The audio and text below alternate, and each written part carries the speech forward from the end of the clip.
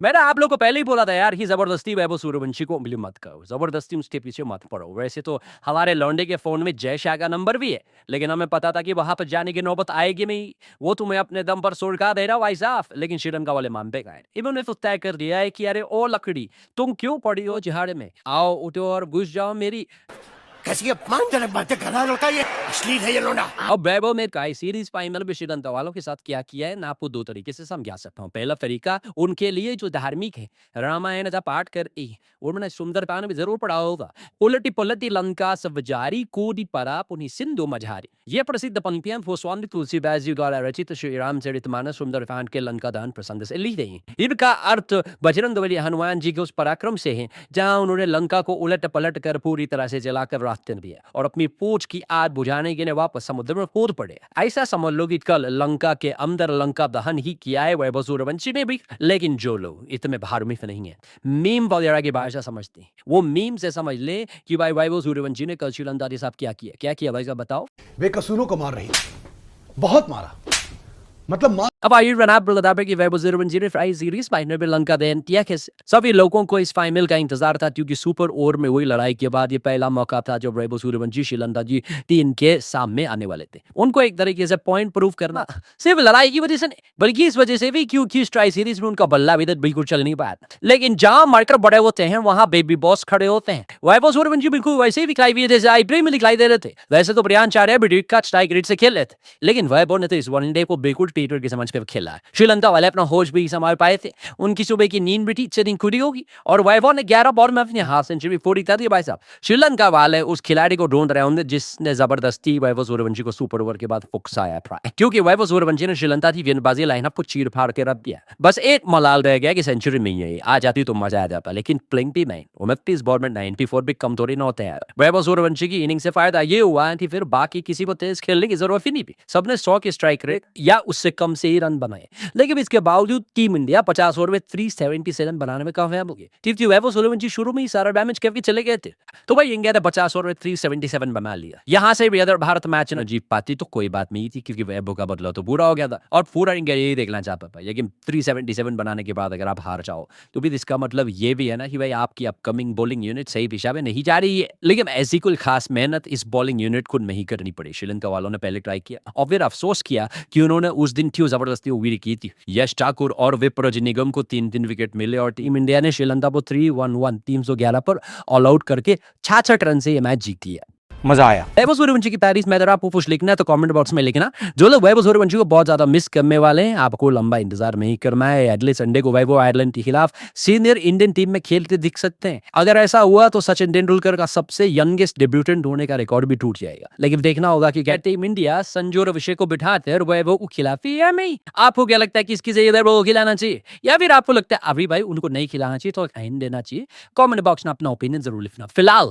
हम दूसरी बड़ी खबर पढ़ाते ही इस वक्त स्क्रीन पर और इंग्लैंड वनडे सीरीज वाली टीम दिख रही है जो कि कल अनाउंस हुई है। इसमें कई लोग वैभव को न देखकर निराश हैं और इससे एक बात और क्लियर हो जाती है कि वैभव 2027 वर्ल्ड कप की स्कीम में तो शामिल नहीं है। तो ये लोग ऐसा लग रहा था कि उनको वनडे क्रिकेट में भी फास्ट ट्रैक कर देना चाहिए और 2027 का वर्ल्ड कप खिलाना चाहिए, लेकिन ऐसा होने वाला नहीं है दोस्तों। इसके अलावा क्या क्या होने वाला है, क्या है इस टीम सिलेक्शन की हाईलाइट, आपको अगले कुछ मिनटों में बता देते हैं। हाईलाइट नंबर 1 रोहित शर्मा का सिलेक्शन। कई लोग इंटरनेट पर फूप कर रो रहे थे ये चेन्नई में अफगानिस्तान के खिलाफ जो तीसरा वनडे मैच है वही रोहित शर्मा इंटरनेशनल क्रिकेट में आखिरी वनडे मैच है, लेकिन हमने आपको कल ही की वीडियो में बताया था, पर आपको यकीन नहीं आता तो जाकर देख लो कि भाई Rohit Sharma lemon Indian series में आएगा और आवेया। क्या बात है सर, क्या बात, ये बात है। लेकिन इस सोन की 2027 वर्ल्ड कप खेलने की गारंटी नहीं हो जाएगी दोस्तों। हमारे इनसाइड सोर्सेस में ये बात बताई है कि रोहित शर्मा के लिए इंडियन सीरीज बहुत इंपॉर्टेंट होने वाली है। वहां पर हर मैच में उनके स्कोर पर नजर हो भी और वो इस पूरी सीरीज में अच्छा इंप्रेशन अगर नहीं दे पाए तो याद रखिए कि इस टीम में यशस्वी जायसवाल को नहीं दिया गया है और यशस्वी में अभी पिछले मैच में सेंचुरी वाली है, इसके बावजूद ड्रॉप हो गए हैं। जो 6 वनडे मैच यशस्वी ने खेले हैं उसमें उन्होंने 2 सेंचुरी लगाई, इसके बावजूद वो ड्रॉप करना पड़ा। लेकिन अगर रोहित शर्मा एक्सपेक्टेशन के हिसाब से परफॉर्म नहीं करते तो फिर आप बहुत वक्त तक यशस्वी को बाहर नहीं बिठा पाएंगे। फिलहाल के लिए रोहित शर्मा फैंस आप लोग चैन की सांस लीजिए, जो कि रोहित शर्मा इंग्लैंड में वनडे खेलते हुए नजर आएंगे। हाईलाइट नंबर 2, विराट कोहली भी इंग्लैंड में हो रही वनडे सीरीज के लिए टीम में शामिल कर लिए गए हैं, लेकिन उनके नाम के आगे एक स्टार लगा हुआ है। अगर आपको समझ में नहीं आ रहा कि ये क्यों लगा है तो मैं आपको बता देता हूँ। इसका मतलब है सब्जेक्ट टू फिटनेस क्लियरेंस, यानी विराट कोहली अभी भी पूरी तरीके से फिट नहीं है, लेकिन पहला वनडे 14 जुलाई को खेला जाना है। तब तक विराट कोहली अगर अपनी फिटनेस फुल रीगेन कर लेते हैं तो उनको इंडियन टीम में जगह मिल जाएगी, और अगर ऐसा नहीं होता तो फिर उनकी जगह किसी और को बैकअप में बुलाया जाएगा। आपको बता दें कि यही कंडीशन विराट कोहली के साथ अफगानिस्तान सीरीज में भी की, और जब ये पता चला कि वो अनफिट हैं तो यशस्वी जायसवाल वो टीम में बुलाया गया। अब क्योंकि उन्होंने तीसरे वनडे में सेंचुरी मार भी है, किसमें, यशस्वी जायसवाल है, तो मुमकिन है कि यशस्वी को ये बैकअप के तौर पर इंडियन बुलाया जाएगा। लेकिन पृथ्वीराज गायकवाड़ भी अच्छी परफॉर्मेंस देते हुए आ रहे हैं, तो वो भी एक बैकअप ऑप्शन हो सकते हैं। लेकिन विराट कोहली के फैंस तो यही दुआ कर रहे हैं कि कोहली भाई फिट हो जाए, उनको अपनी 100 सेंचुरी पूरी करनी है, मैच बहुत कम बचे हैं, उसमें भी अनफिट हो लाएंगे तो भाई कैसे चलेगा। दूसरी बात ये कि कोहली भाई तो इंडियन में ही रहते हैं, तो उनके लिए तो कंडीशन बहुत ही सही है कि नहीं, उनके लिए परफॉर्म करना ज्यादा आसान है, तो भाई आ जाएंगे टीम में, नहीं आ जाएंगे। हेलो बाबा तू पनौती मत मार रे।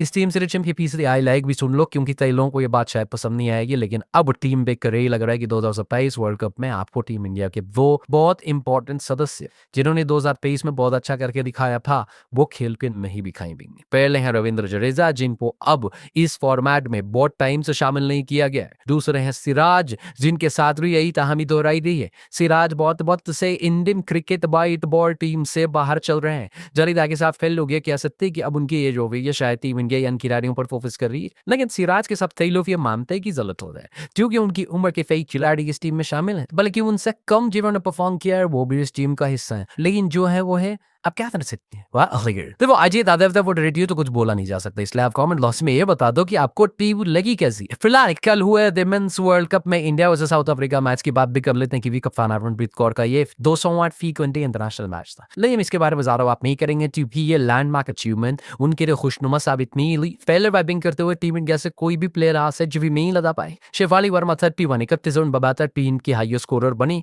और टीम इंडिया 20 ओवर के बाद 158 रन ही बना पाई, जिसके जवाब में साउथ अफ्रीका की टीम में ये दिखा दिया कि टूर्नामेंट में इंडिया का कंपटीशन तगड़ा है। फिर भी क्रिकेट वैसे भी ऐसी गेम होती है जहां पर सिर्फ एक खिलाड़ी पूरा मैच और सकता है। साउथ अफ्रीका के लिए खिलाड़ी बनी मारिजान का इंडिया की तरफ से हाईएस्ट स्कोर 31 था। साउथ अफ्रीका की तरफ से काफ में 80 रन बनाने आखिरी ओवर में ही सही, लेकिन साउथ अफ्रीका भारत के खिलाफ ये मैच जीत गया। हालांकि पॉइंट्स टेबल में भारत अभी भी दूसरे नंबर पर साउथ अफ्रीका से ऊपर बना हुआ है, और टेंशन की बात नहीं है दोस्तों, भारत अभी भी इस वर्ल्ड कप में स्ट्रॉन्ग पोजीशन में है। हमारी लड़कियां वर्ल्ड कप जरूर जीतेंगी। इसी प्रार्थना के साथ वीडियो को खत्म करते हैं। चैनल को सब्सक्राइब करना